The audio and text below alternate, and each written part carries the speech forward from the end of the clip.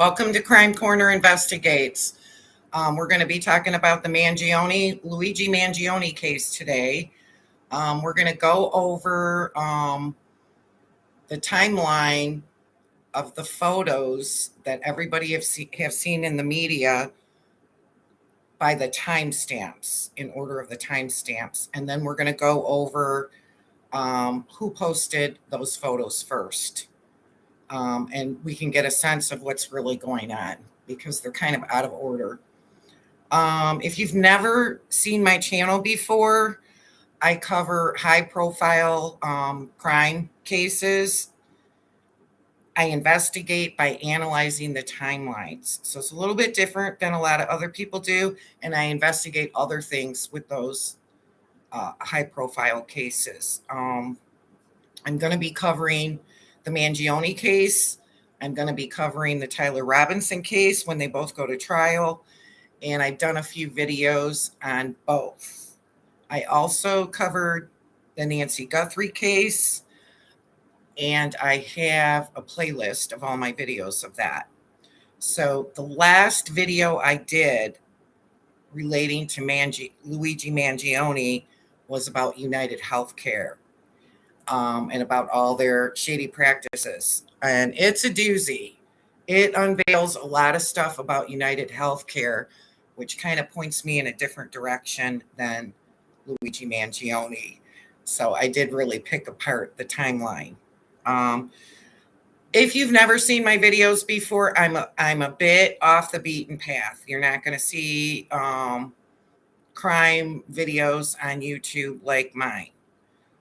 You can come back and reference some to get a gist if you're covering, and you're looking into some of the cases and you want to know more. It's usually for people that know more about the case, but I'll try to go over a little bit before each video. For instance, Luigi Mangione is being charged with second-degree murder and a few other charges. The death penalty was dropped and third-degree murder was dropped. So they had a preliminary hearing a few weeks ago to decide whether there was enough evidence to go to trial. And of course, it looks like he's guilty. So they're probably going to go to trial sometime in the fall. We're supposed to hear a decision in September. So it will be after that. I don't know what the schedule will be, because they haven't picked jurors yet. Let's see. Yeah, hit like and subscribe and the notification bell if you want to get more of my videos. I do deeper dives into the timelines in the media on these cases. I also did a video on Tyler Robinson, the Charlie Kirk murder, where I investigated the shooting that day. And I did a staging theory where there was an imposter. So that was a pretty interesting video. I also did a video recently on Nancy Guthrie, the Nancy Guthrie case relating to Savannah. So what did she miss? She missed a couple of big things because she had to step down. That's a really interesting deep dive video on that. If you're following the Nancy Guthrie case, you don't want to miss that.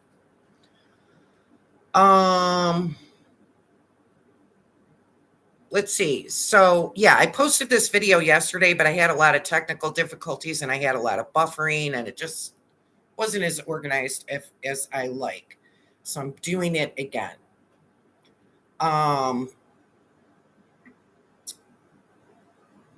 So on December 4th, 2024, Brian Thompson was murdered. He was shot at between 6:44 and 6:46 in the morning. So it was a few years ago on December the 4th. The media started reporting about it by 8:30. So within a few hours or an hour or so, they were reporting that Brian Thompson was shot. He was the CEO of UnitedHealthcare. I did a really deep dive into UnitedHealthcare last week, and it's a doozy. They had a lot of shady stuff going on. They have been found guilty of things that they pled guilty on going back 20 years ago, and they had to pay millions of dollars in fines. They're alleged to they're being investigated for healthcare fraud. They've been in trouble for dating back stocks. There's a whole bunch of stuff in that video. I could do the video for 3 hours, but I kind of shortened it. There was so much stuff on UnitedHealthcare. So if you're following the Luigi Mangione case, don't miss that video, because you're going to be shocked at what was going on with them before Brian Thompson was murdered. Same with Nancy, same with Savannah Guthrie. Don't miss that video if you're following the Nancy Guthrie case. There was a lot going on with Savannah, and I think it's related to Savannah, the kidnapping. So, but anyway, I am off the beaten path. I'll give you that. So, I see a lot of red flags, and when I see them, I say something about it. So there's a few red flags in the timeline that we will talk about. There are people that do not believe he's guilty and that there was some shady going on. So we'll clear up a few things by looking at the timeline. So Thompson was shot at 6:44 in the morning, right outside the Hilton at Midtown. He was getting ready for a meeting. I forget what kind of meeting it was, but it was a big meeting. He's been the CEO for a couple years. I go through details about him in the video on UnitedHealthcare. He was pronounced dead at 7:12 in the morning. Around 8 o'clock, the news media started breaking the alerts. Now, Luigi Mangione is currently charged with second-degree murder rather than the more serious first-degree terrorism-related charges he originally faced because of New York judge threw out the terrorism enhancement, ruling prosecutors did not prove his intent legally qualified as terrorism. Now, Luigi Mangione comes from a very wealthy family, and I did a lot of digging into his family. I didn't find anything, no red flags. They're a wealthy Baltimore family whose late patriarch, Nicholas Mangione Sr., built a multi-million-dollar real estate and healthcare empire, including country clubs, nursing homes, and a radio station. Public records confirm that the family controls multiple businesses and a charitable foundation with several million dollars in assets, but no reliable estimate of their total net worth has been published recently. So it could be billion, but it's into the multi-millions. So he comes from a very wealthy family, and the media has told us that, well, his, what they found on him, that he was upset about UnitedHealthcare turning down claims, not paying claims, or turning down people for operations or whatever. Here's he could pay cash for an operation, and he did have an operation before the murder on his spine. He comes from such a wealthy family, and he's well educated. He has a few degrees. Why would he even care about it? Why would it even be something on his radar? So he don't even need insurance. So that is a red flag to me. I don't know. We'll go into a little bit more about where that came from, but I didn't pick that apart. We're talking about the pictures today, which is about an hour video, so I can't really go through everything in one video. So when I have enough for an hour, I'll put them all I'll put it together, and I'll post the title on it. But if you subscribe and hit the notification bell, you'll know when it's coming, or you know when I'm posting it. So let's share the video because we're going to talk about the pictures.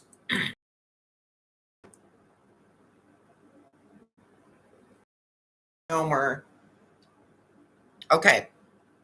Picture one is him. It is Luigi Mangione at a youth hostel. Wait, hold on a second.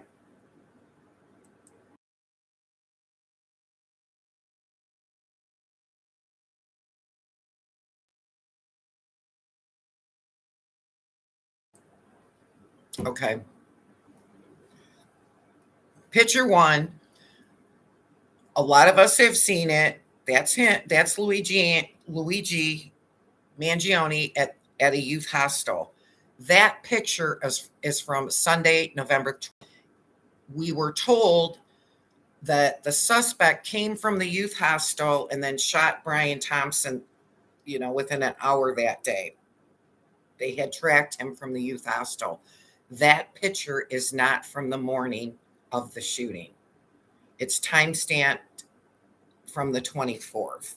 That's what my research shows. If you find any different, let me know in the comments. Anything that I'm posting, if you have something else, let me know. Let's see. So this was 10 days beforehand, and a lot of people that have pictures of the shooter right before the shooting shows the suspect in a different jacket. So there's a lot of that going on. Well, this picture with a different jacket was 10 days before. Is it suspicious that he has two jackets? People think it's suspicious because he's a nomad. He's traveling around without a vehicle. So it's suspicious that he would have two jackets. And I guess there's another jacket in the scenario. I don't really go into detail about that, but I might later on in another video.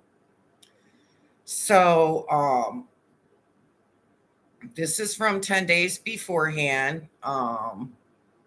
He's wearing a light army green and dark army green, the jacket. The NYPD released the unmasked youth hostel photo to the public on the morning of Thursday, December 5th. The next morning, they posted that. They officially distributed it to the press and posted it via the New York NYPD News and Crime Stoppers that morning, too, it looks like. But they didn't tell us that it was day because they have evidence supposedly that he came from the youth hostel to the coffee shop and then shot Brian Thompson. We don't have any videos of him from the youth hostel to the coffee shop in the video. Will it be in court? Will we see those videos? I don't know. But I do think that was recorded in his preliminary hearing that he came from the youth hostel. So they probably have other pictures and they just didn't release them to the media. I don't know. Well, that's this one in front of the youth hostel, 10 days before the murder. Wait, let me go back. The details from the video surveillance form the basis of the timelines released in the Manhattan DA, confirming he traveled by e-bike from the Upper West Sound Hilton area roughly an hour before the 6:45, but we don't have no video of that. That's just what I said. So, like I said, is in front of the youth hostel. He's wearing the same jacket with the pockets and a thing around his neck. He's got a black mask pulled down to expose his eyebrow. I can't see his eyebrow, but that's what it says. It's a surveillance from the New York City hostel on Sunday, November the 24th, 10 days before the murder. It was originally posted by NYPD Crime Stoppers the next day as part of their urgent manhunt. They released it to the media to solicit tips from the public. And then it appeared on ABC later. In Manhattan, DA's indictment, he stayed at the youth hostel using a fake New Jersey ID under the name Mark Rosario. While there was a brief administrative checkout on November the 29th, he missed a renewal deadline. He checked back into the same hostel the next. Now, I do believe there was an imposter, Charlie Kirk, and that Tyler Robinson was set up, and I have a whole video on it. If there was an imposter, that where he checked out and then checked back in is kind of suspicious. Maybe not. It was recorded on CCTV at various points, walking around the city and scouting the area, reportedly carrying an e-bike battery on multiple occasions to keep it charging in his room. Now, this video is the suspect in a different jacket, no pockets, and he's wearing a gray, noticeably blinding, light-colored backpack. Its timestamp is December the 4th, just before the shooting at 6:15. So 30 minutes before the shooting, he's at Starbucks. We don't know if this is Luigi Mangione. And by the way, he's innocent until he's found guilty by a juror. Jury with that in mind. So it wasn't until I did the UnitedHealthcare deep dive video that I'm very suspicious about the guilt of Luigi Mangione, and I'll be watching that court trial very intently. Since I did that video, I'm very suspicious because it just doesn't fit a wealthy kid. It just doesn't. But he bought a water bottle and granola bars at a Starbucks down the street. His jacket color looks army green, but his backpack straps are light and gray, and his jacket has no pockets. Apparently, he had a black backpack in one of the pictures, but I didn't see it. So apparently, there's another black. But this suspect has a gray one. This came from NYPD, December the 4th, just hours after Thompson was shot. Now, what's very interesting about this picture is there was a press release 4.5 hours after with this Starbucks picture. I found that very suspicious. So there's a shooting and a press release 4.5 hours with a suspect. How would you even know who the suspect is that quick? Unless somebody fed police, law enforcement, that picture. That's all I'm going to say, because I thought that was very shady. Oh, well, I do have more to say on that. So, multi-system AI search engine that does some complicated searches. And I looked up every murder case that they were looking for a suspect after the shooting. There was 4 of them. They did not they didn't know who the suspect was. It was the next day they had a press release. Just as I thought, that is very shady. That means that they looked for video down the street. Okay? They're looking for videos on who it is. And they found that video. And then they started to schedule a press release. I mean, you got to know what you're going to say. You need to know the picture alone doesn't mean it's the suspect. Just because he's wearing a gray. They had to have other photos of the shooting. They had to have a huddle about it before It just seems too shady to be that quick. Away is what I think. Um, so I've got a red flag there. So that was a 30-minute. The next thing he did that was time stamped at 6 before the shooting, he throws out Starbucks. He appears walking on 55th Street at 6:19, stooping down as he appears to momentarily drop an object on the garbage before continuing to walk. Same gray backpack and blaring white soles on his shoes. Keep that in mind. Otherwise, you can't really tell who this cat is. If he had a black backpack and black shoes, they wouldn't be able to pick him out of these videos. But boy, he sure does look like we can pick him up. We can see him in the dark walking around with those white shoes, with those white soles. If you want, you're not going to wear shoes with white soles. This thick, by the way, not even thin. They're real thick. So I think that's suspicious right there. If you think that Luigi Mangione has been set up, there's your evidence right there. Two things that are shady. The press release too quickly means to me that somebody injected that photo and told them right away. And number two, the way that he's dressed. And number three, he's throwing out evidence that shows he was there. Why not put that in your backpack? So I bet you if Mangione was set up, his fingerprints are going to be on that garbage. So now this picture until December the 6th, a news media outlet.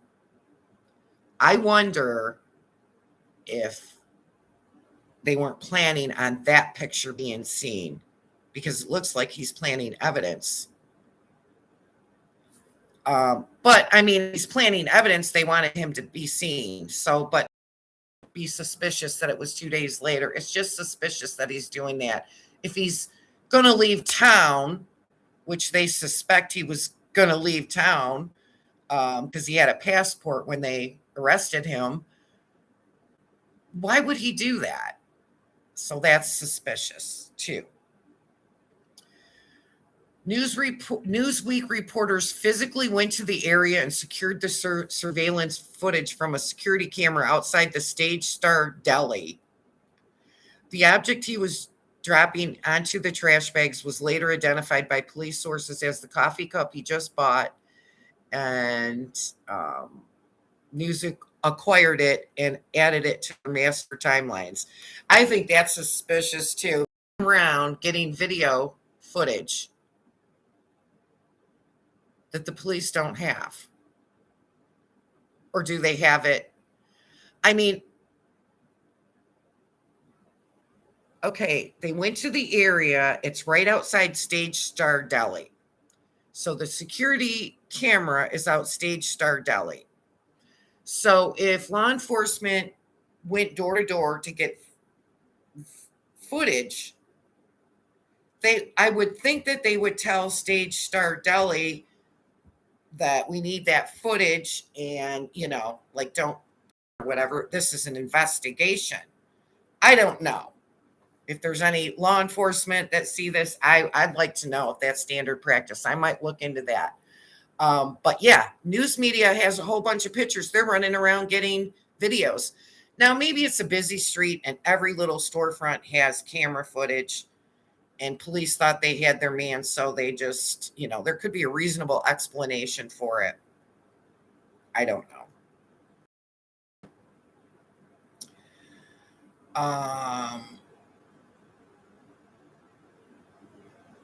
Now, just before later, he's talking on the phone, and you can see his blaring white shoes. You can't even see who this cat is, but you know who he is because of his white shoes. That's a red flag, be wearing white shoes in the dark. I mean, it's just like you had a flashlight on you. Here I am. So that's interesting. He's on the phone. So I'll be interested to hear what's going on in court with that phone call. Did they find out who he was talking to that morning? Does he have the same phone from that day? You know, if it's an imposter, he's telling whoever, but get ready because you're going to have to pick me up. And where's Mangione? Is he in the right? Is he in the right spot? So that could be the imposter getting ready to set up Mangione and shoot Brian Thompson. He's 50 meters away, by the way. The shooter getting ready to shoot Brian Thompson, or actually that glaring light-colored backpack and the glaring white shoes.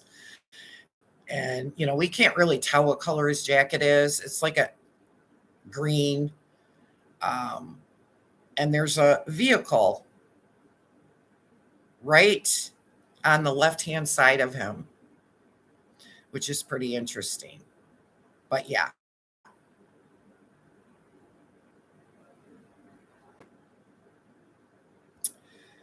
By NYPD during a press conference, similar to this deli footage. It was privately obtained. The phone call, which to me is like so important. He was on the phone. Who was he on the phone with? And it was a journalist that got that. Now, is somebody injecting pictures, videos to the media?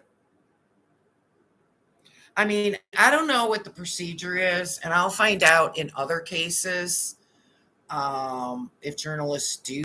Yeah, so he fatally shoots Thompson in front of the north entrance of the Hilton.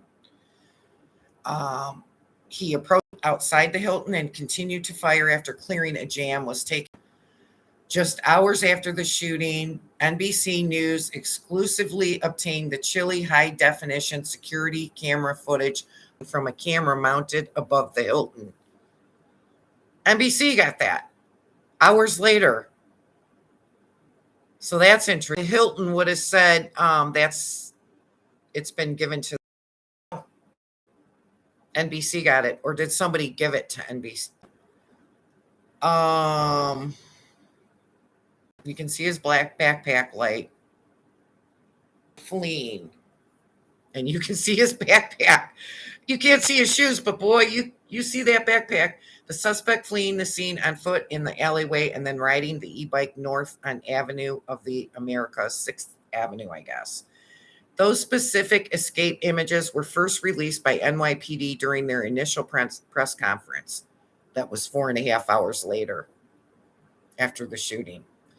So they have that picture and the Starbucks picture 4.5 hours after the shooting.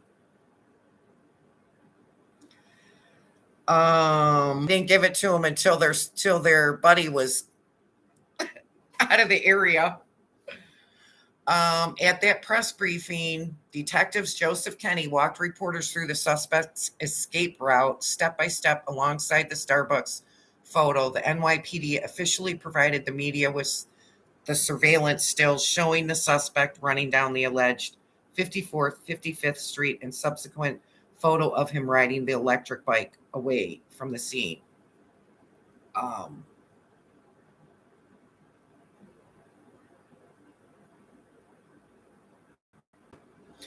Now, this picture on the left on his e-bike, and you can see that backpack. This is picture 9. He was later seen riding an electric bicycle north on Avenue of the Americas. The video of the suspect cycling out of Central Park along West 85th Street was exclusively obtained and released by ABC and CBS on the evening of Thursday, December 5th. So that was the next day. On the evening, journalists from ABC News and CBS New York managed to secure the surveillance footage from a private camera on the Upper West Side that caught the suspect turning left out of the park and riding west on 85th Street. I mean, so all these people that have footage are giving the footage to the news. Are they giving it to law enforcement and the news? I don't know. I'll do some more research on that. What's customary, and I'll pick apart some other cases if it's been done, because there sure are a lot of videos of him that the media has. Yeah, because there's been a couple murders that they didn't have a press day. I will look at those and see what type of footage was obtained by media, when they got it, and if police had those, or police, because there's 3 cases, or I think there's 4, but there was, I think there's 4. I'll do some research on that. It'll be interesting. Just like the Stage Star Deli garbage video and the cell phone video, this e-bike escape footage was not officially released by the NYPD during a press conference.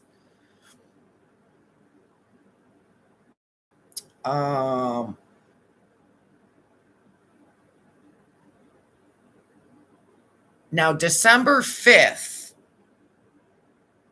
it noting, so the next day they broadcasted it, noting inside the park, and he was no longer wearing it while riding the bike.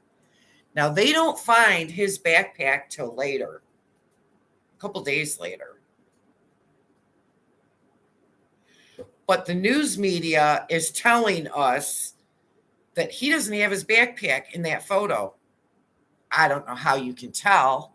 It's, unless they blew it up.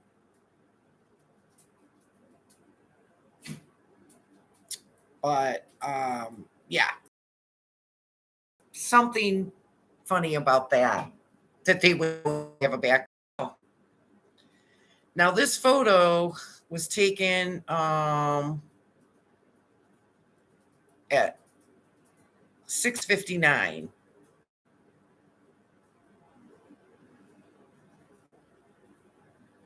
The photo on the left with him wicking at the same time.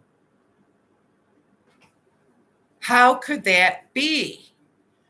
So I'm picking it apart with my AI complicated search engine, and it's like it could have been 50 seconds. Well, this picture shows him turning a corner.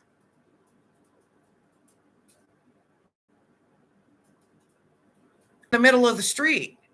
He's past a bus, and he doesn't have the backpack, and it's time stamped for the same time. Could the time stamp on the camera be wrong? Sure. But the interesting thing is the news media that posted this picture said he didn't have his backpack, and we can't tell that. It's just interesting. The last picture I have is him getting into a taxi cab. It was posted at 7:04 a.m. So Brian Thompson was shot at 6:44 to 6:46. So it was like 10 minutes later, he finds his e-bike somewhere, hops on it, then has a cab. So maybe he was on the phone getting a cab ready. I think it's kind of weird. You expect the cab to be there, or are cabs all over the place? So he didn't have to hail a cab. He could they're all lined up. Anyway, he's getting into a cab.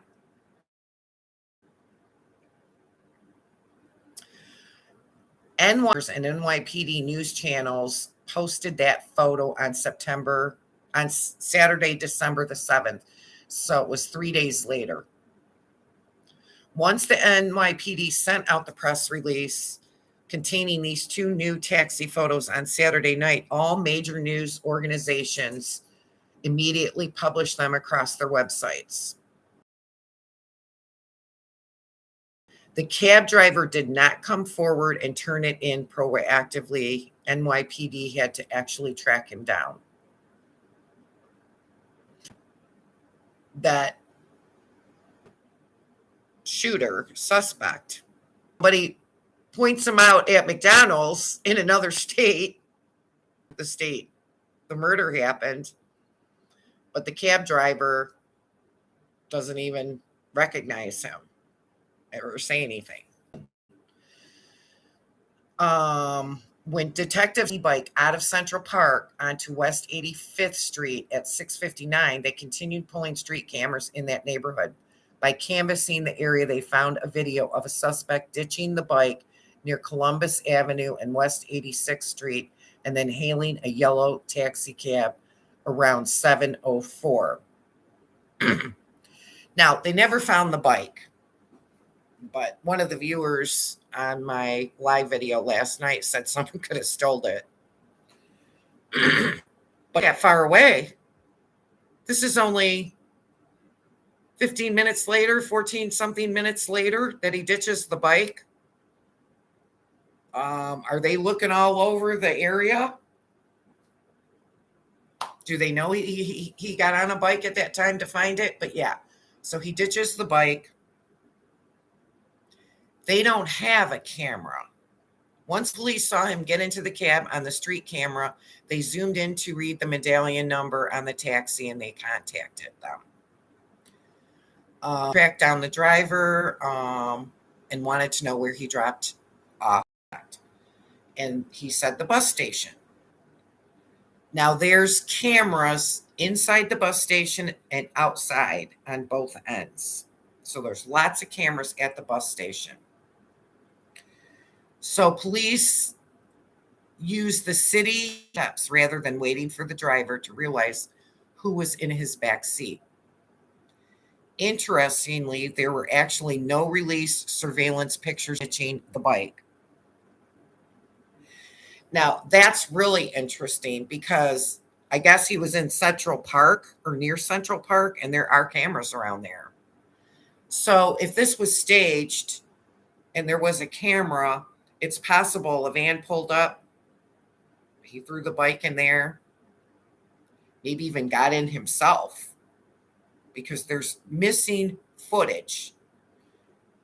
They don't know when he dropped his backpack and when he dropped his bike. While the NYPD has confirmed through street cameras that he abandoned the bike near West 80 shortly before getting in the taxi, they never released that specific video or still image to the media or the public. In fact, the e-bike itself became one of the biggest mysteries of the escape because Mangione ditched it on the street instead of returning it. Someone else came along and swiped the abandoned e-bike before police could get to the Upper West Side to secure it as evidence. To this day, the NYPD has not recovered the bike he used to escape. So, yeah. So, but they don't have video of it.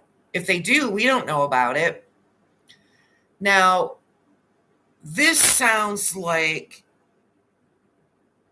he had one of those bikes that had GPS on it or something that you rent. They know where those bikes are, I think. So that's a little interesting. I might deep dive into that a little bit more. Right at 86th Street and Amsterdam Avenue, so he hailed it. Took him north to George Washington Bridge bus station. He arrived at the bus station at 7:30. The NYPD and media believed he boarded an interstate bus but they later discovered video evidence showing he actually didn't board a bus there. Instead, he left the George Washington Bridge terminal, traveled back south to Penn Station, and escaped New York City via train to Philadelphia. He never exited the facility, and he is believed out of New York City, officials say. Later reporting also revealed that despite the terminal footage, no video ever showed him actually boarding a bus. Investigators later determined via other camera evidence that he instead walked south to Penn Station and then left the city by train. So he hails a cab to the bus station and then walks to the train station, which is 2 blocks away. He doesn't hail a cab to the train station. So he's trying to throw investigators off. So there's forethought to not get caught, but he's wearing blaring white soles and a blaring light colored backpack. Because if it was dark, you wouldn't even know he had a backpack, according to those videos. But yeah, he left the city by train, not by bus, as first assumed. Both are heavily monitored with cameras. If you walk to the train station 2 blocks away, but no videos exist. Where are those videos? We don't have those videos. Now, this is just videos that were posted in the media. There might be more videos with the trial, so we'll see. But we'll know what we want to look for when the trial comes.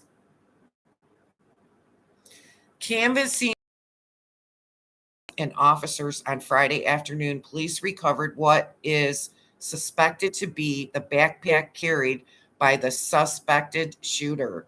The suspect is seen carrying the bag prior to the shooting, but does not appear to have it in the video of him on the bike 15 minutes after the shooting. Now, this is interesting. The backpack was reportedly found with clothes and Monopoly money inside. Tommy Hilfiger, but no color noted. It was a backpack, Tommy Hilfiger backpack, but no color noted. So there's people talking about 3 different coats. So I don't know if there was a coat found in the backpack, and that's what's being referred to as clothes. If the Tommy Hilfiger was a different color backpack or that white backpack, I don't know. We don't. Luigi Mangione is arrested of him with his mask on and a hat, not a hoodie. You can see his eyebrows a little bit there, but somebody recognized him at McDonald's. Now, I don't know how you could recognize him from that. That could be anybody. I just don't even know. I think it's suspicious. Here's a picture. It's an actual video of police getting ready to walk up to him. See it, but to the right bottom of this video, there is a McDonald's worker just sitting there watching. That's suspicious to me. I'll tell you why in a minute. Now, here he is with his mask off, which really doesn't, I mean, it just looks like an average guy. I just don't even know how you would know that's I mean, even if you thought he looked like the suspect enough, 911, I just don't know. I think that's a red flag. So here's the 911 call. She says she has a customer here that some other customers were suspicious of, that he looks like the CEO shooter from New York. She's not the one. Somebody in the restaurant festered up customers, and they all got her to call. So they're just really upset, and they're like coming to me, and I was like, well, I can't approach him, you know. He is still in the back of our lobby, and I believe he's wearing, let me run back to my security camera. She goes, I'm going to try to sit out and do like an individual cast with my managers, and like 6 customers walk up to me. And I was like, okay, guys, I was like, I can't really do anything. He's wearing a black sweater jacket and a medical mask and a tan khaki hat. He has his beanie pulled down. So the only thing you can see is his eyebrows, because I tried to Google it. I could try to calm them down a little bit. And I'm like, guys, she tried to calm him down. It's kind of hard to tell with his eyes and his eyebrows. I was like, I don't know what to do here. So she kind of doesn't recognize, she Googles it and doesn't recognize him and is trying to calm them down, but it's kind of hard to tell. So the 911 caller herself never says bushy eyebrows. The only thing you can see is his eyebrows. The first public on record to use bushy eyebrows was a year later, and that was the New York Post. And then it was echoed by AOL and others that same day. So, I mean, the only picture that shows him with eyebrows is the taxi cab. And I think that was showed about 4 days after the murder.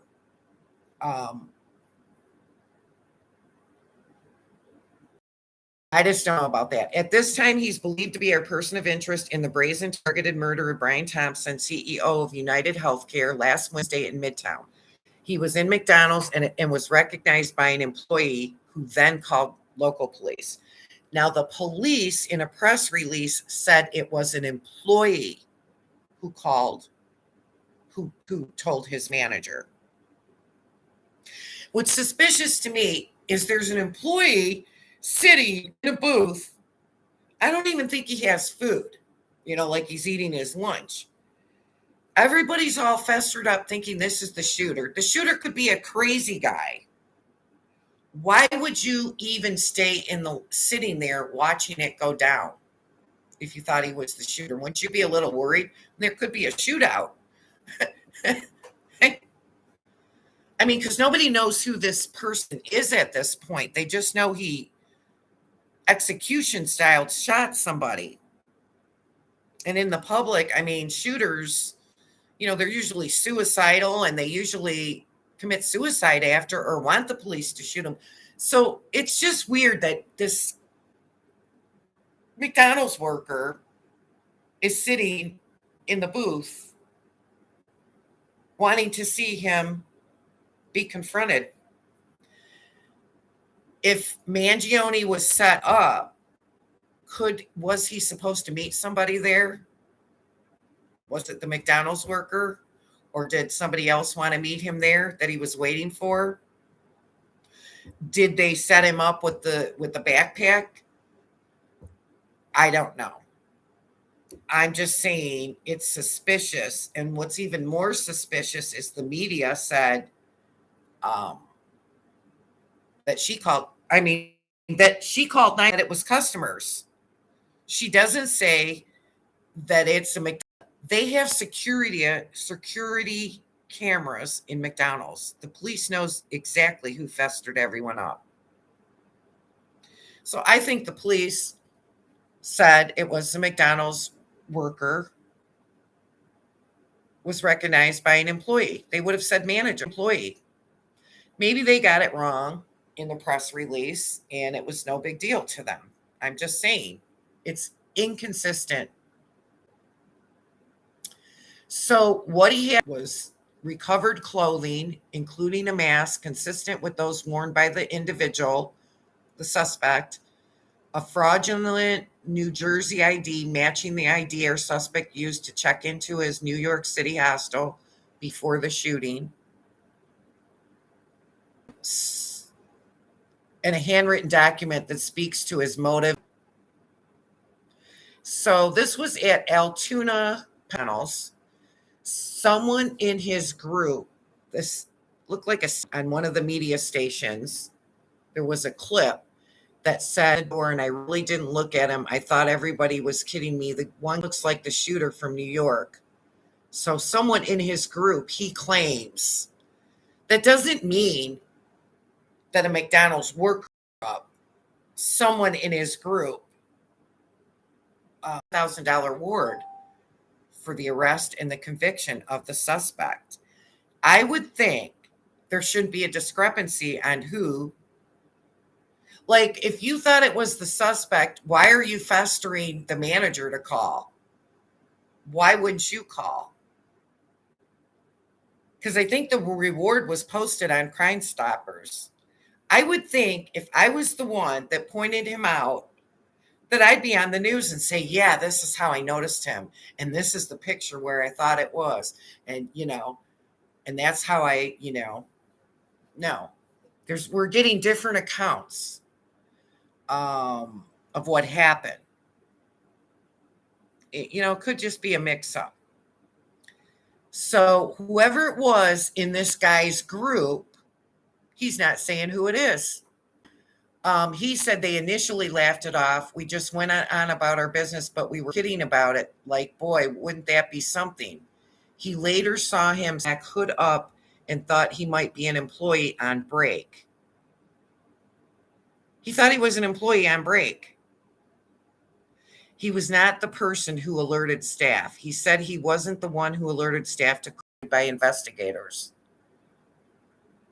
Photos shown at the pretrial hearings. Here's a consolidated bullet list of what was found in Mangione's backpack.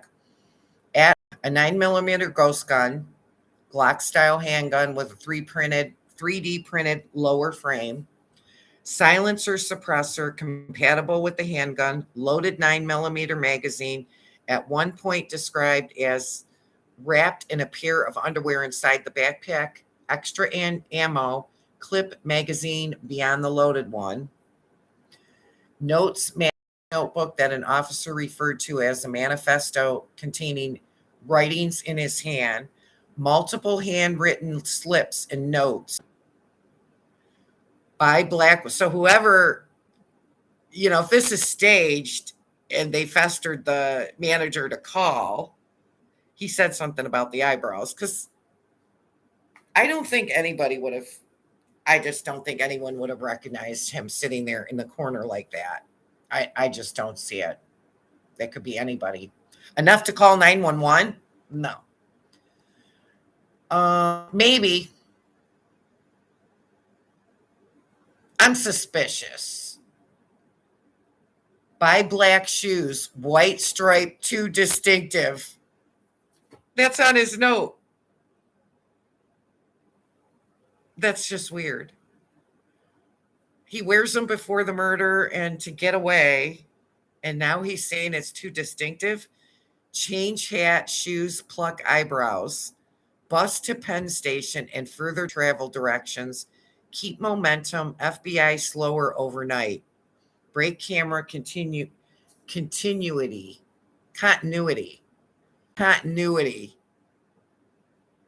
Check. So he knows he's going to go, but he still wears distinct map of Pittsburgh and surrounding cities, routes, and travel west towards, that was me, buddy, Cincinnati, Columbus, and Cleveland, wording about a plan to live in the same notebook. Now he's got a manifesto, and if I can, and I will be on it. He has a passport to officers, wallet with cash, credit debit cards, an AP debit card from his bank. Now, he was living in Hawaii for a couple of years. Now, I would think he would have left town by then, because the arrest date is December 9th. The shooting was on the 4th. Why is he still in the United States? He could have left the country. Remember, he's wealthy. He could have left the country and been in another country by now. So that's suspicious. The very first press release was the Altoona police issued a news release saying officers were dispatched on Monday morning for a male matching the description. They said they had arrested Luigi Mangione, 26, on gun charges at a McDonald's. Now, there was something about it being an illegal search and seizure of his backpack. I can't remember if they used it in his preliminary hearing or not. I'll have to check into that. But it might be different than using it at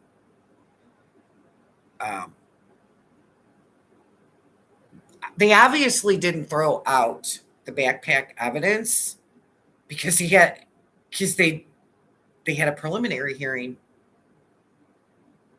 But they do have evidence supposedly of all the videos, so they might not have needed the backpack evidence. But there's something the backpack, because that'll probably be a whole video.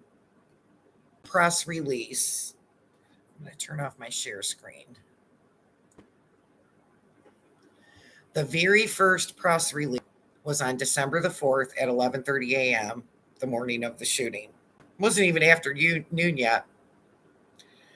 So it was Starbucks photo, the Hilton shooting cell, and the e-bike photo with him running down the alley and then riding and getting on an e-bike. And supposedly, I think that's the one with him without a backpack that media said. Now, they might have incorrectly said he didn't have his backpack because that's the front of the photo.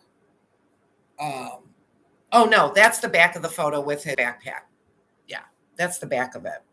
Picture 8. Let's look. Let me see what photo that is. Picture 8. Now I'm curious.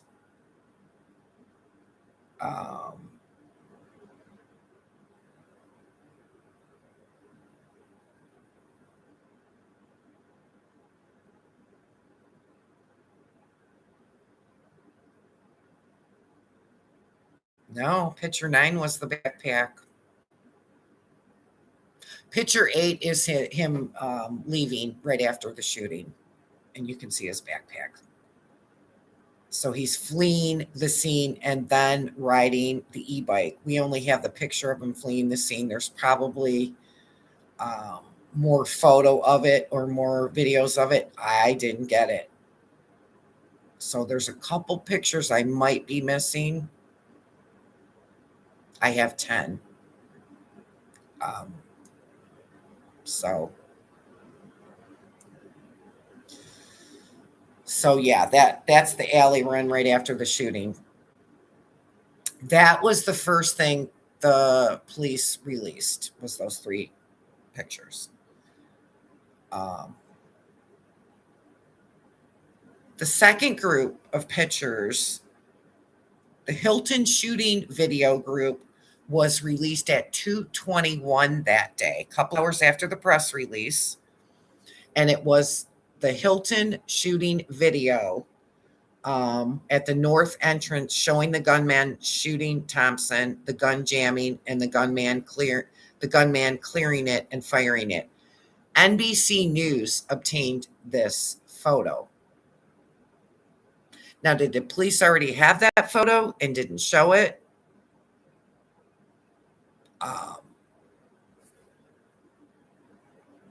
Wait a minute. No, they did. They showed the shooting. But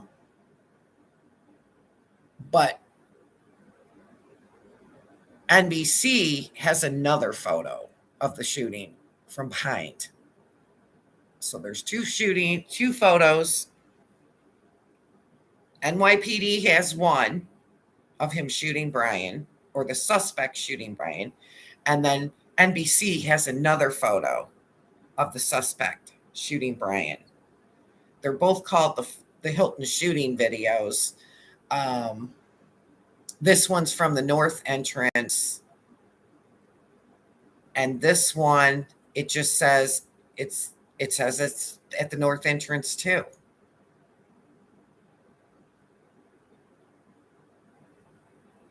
So anyway, it was a couple hours later they got that photo, and it said they obtained it. Obtained by NBC. It doesn't say that they got it from the press release. So I don't know. Maybe I didn't research that one good enough. I'll have to check into that. But I thought I picked it apart really good. I wanted to know who. I think they're 2 different videos, though. I don't think they're the same video. Because picture 7 and picture 8, nope, they're both the same video. Yeah, so there's a discrepancy with it saying that that NBC obtained it. So they didn't obtain it. It was in a press release 2 hours before that. So they got it. They had to have gotten it from the press release. Okay. So the youth hostel image was not shown to the public till the next day. And that was at 8:30 in the morning. And those youth hostel pictures were from November 24th, 10 days before the shooting. And that was obtained by NYPD Crime Stoppers the next morning. So apparently they traced him before the shooting in the coffee shop from the youth hostel. The E-Bike Central Park West 85th group, that picture was released the next day in the evening nightly news broadcast. It was the e-bike leaving Central Park and turning on West 85th Street, pictures 9 and 10. Private camera footage showing the suspect exiting Central Park and turning left on West 85th Street at 6:59 a.m., riding west without the backpack. We couldn't see it. It looked like it was the front of him. How could you tell? But I mean, if they blew it up, that backpack had like the white backpack had straps that you could see. So maybe he was wearing a black backpack and you couldn't see it. And he had it inside the white backpack and ditched the white backpack. It's just weird. It's just weird. It's just, why do all that? Like, what? Why dump the backpack with your fingerprints on it? Why any of this? Like, why stay right by the shooting that has video? It's just really weird. I don't know. I've got more questions. The deli garbage footage with him dropping garbage after the coffee shop, that was obtained or released by Newsweek, first outlet to publish it after obtaining the footage from Stage Star Deli. They got it from Stage Star Deli, him throwing out the trash. And Stage Star Deli apparently gave NYPD the picture of him at the coffee shop getting coffee. That's just weird.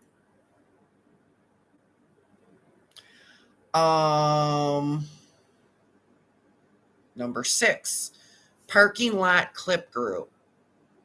That was released around December 6th. So 2 days later, it's poor quality, still at 6:29 a.m., showing the suspect walking past a parking lot across from the Hilton.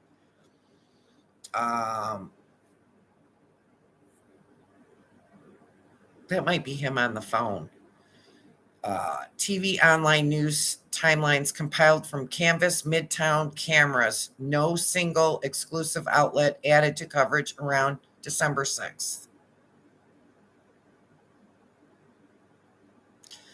Number 7. No, this is him on the phone, number 7. So the parking lot clip is 6.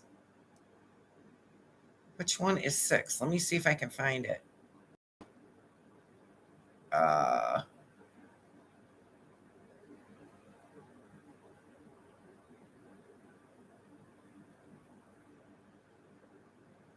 Four, 5 is he's on the phone.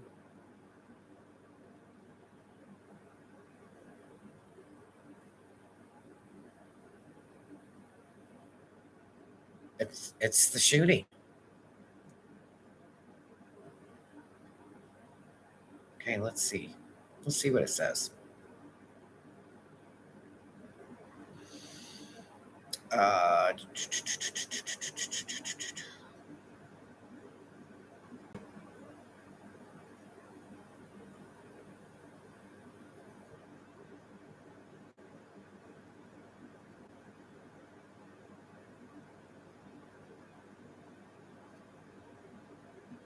It just says poor quality. Suspect walking past a parking lot across from the Hilton. I don't know. Number 7 is the phone video with him on the phone. And that was released the 5th and the 6th, a day and a 2 day later. Um,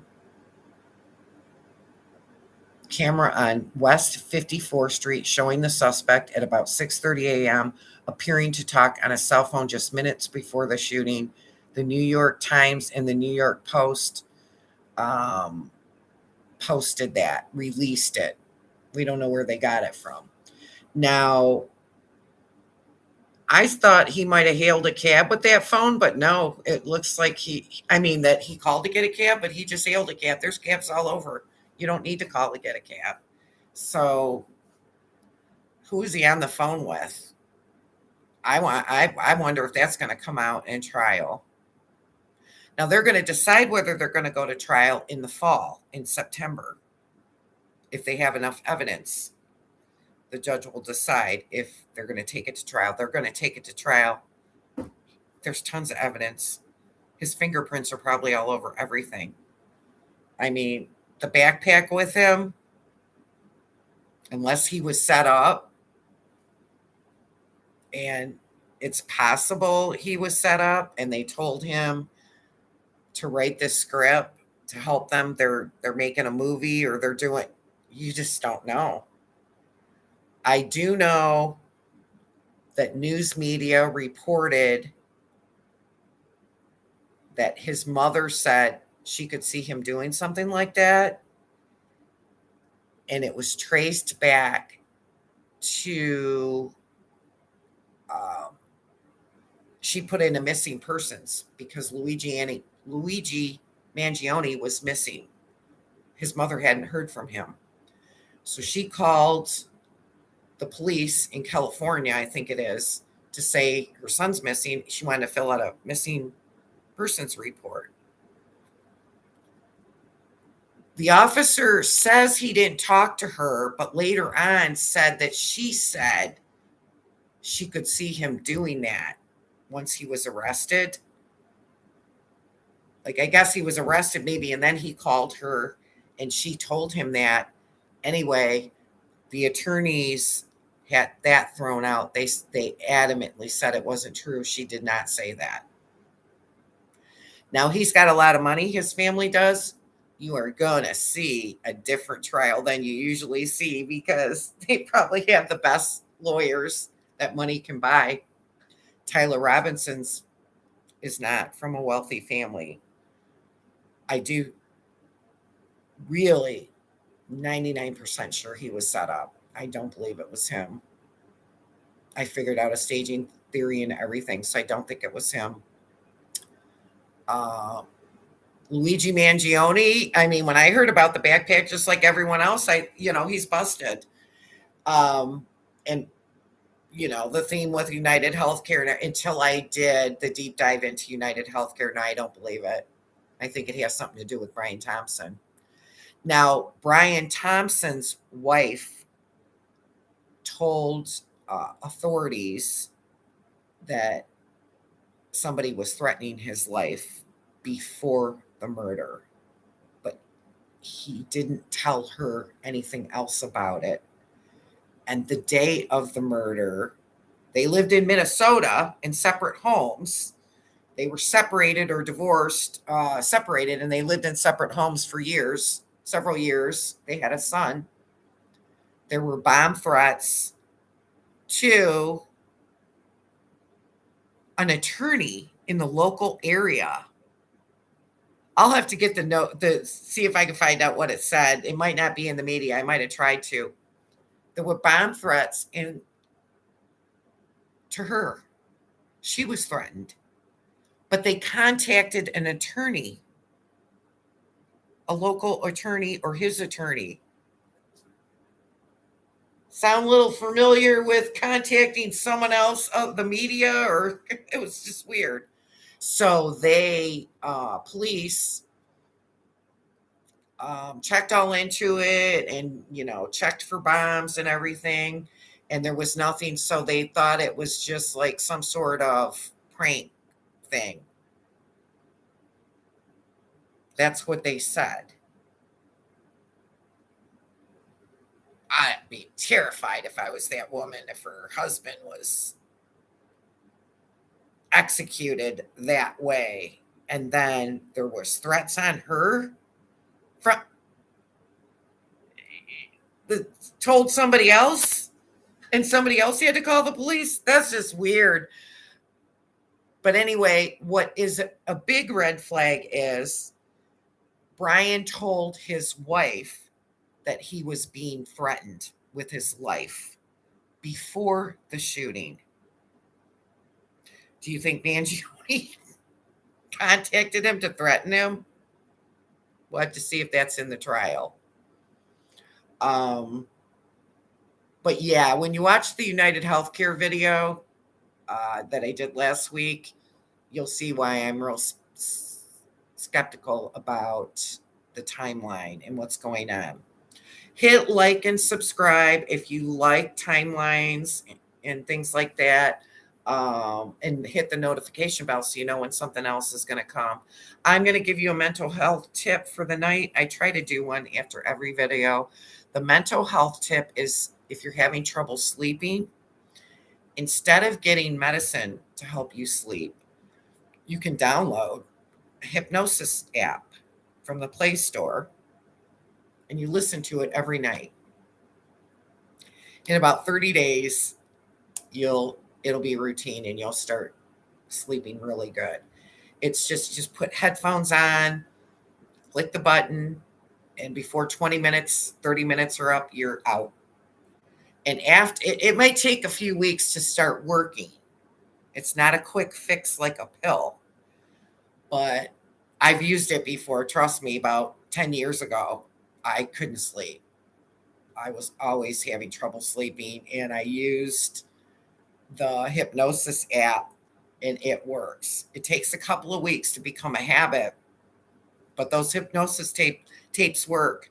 You can get them for anxiety, quit smoking, all kinds of things. But there's to help you sleep apps, and it's a hypnosis. And when you use the headphones, it kind of like hypnotizes you. Another tip for sleeping to help you sleep at night, there's this guy called Dalton, and I think he's like English or British, and he does adult sleep stories. So it's like a storyteller for little kids, but it's for adults. And when I first heard it, I'm like, what is this? Oh my God, you'll love it. He's got this calm, relaxing voice, and he tells all these little stories. Like there's a different story every week. Like one is you're in a cabin in the mountains. There's always a theme, and you'll never finish the video. You'll be out. You could do the same thing, put a headphone on, but it's sleep stories for adults. They're adult stories. They're not dirty stories. They're adult themes, like you're on a beach, or he's got some really complicated themes too. But his name's Dalton. It's just Google, just search on YouTube for adult bedtime stories, and his first name's Dalton. You'll find it. Now, after a day or two, I always post the references in the description of my video. If I run out of room, you're not going to get them all. But I'll post as many as I can from my research. And just remember, if I have an opinion on something, it's just for entertainment reasons. It is not fact. You'll have to do your own research. This is more for entertainment. If you're following true crime cases, I'm digging deep and I'm using AI searches. That does not mean IA is just pulling information from everywhere. And there's like 5 or 6 different AIs that work in tangent together to give me results. And sometimes they're not right, and I have to look at the articles and question it. So it's kind of like a deep textual analysis. They're like pulling the text words that I need.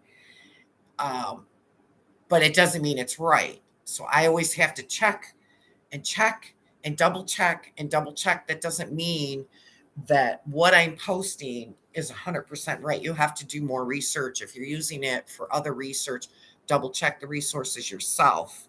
But when I do research, I pick it apart and pick it apart and pick it apart for days before I post. So but yeah, there could be mistakes on it. So it's not gospel, but I'd say the majority of it's pretty right. And then if I find there's a mistake on my next video, I'll post or I'll put it in my description. And then if the case changes over time, I won't. You'll just have to go by the dates. But, if I find more on the timeline, I'll do the timeline again, maybe, and just show you which ones I entered. But anyway, have a good night. Hit like and subscribe and the notification bell. Thank you.